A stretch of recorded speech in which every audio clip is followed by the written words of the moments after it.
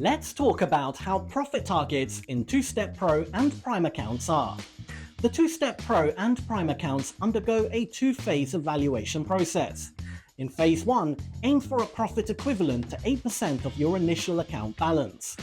Once you successfully pass Phase 1, you move on to Phase 2, where the goal is a 5% profit based on the initial account balance.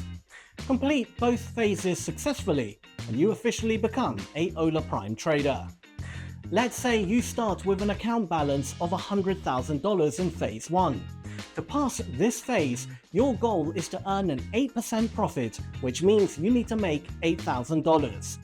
Now, once you move from Phase 1 to Phase 2, the profit target changes. In Phase 2, you need to earn a 5% profit. So with an initial balance of $100,000, in Phase 2, your goal is to make $5,000. That's all for now. See you in the next video.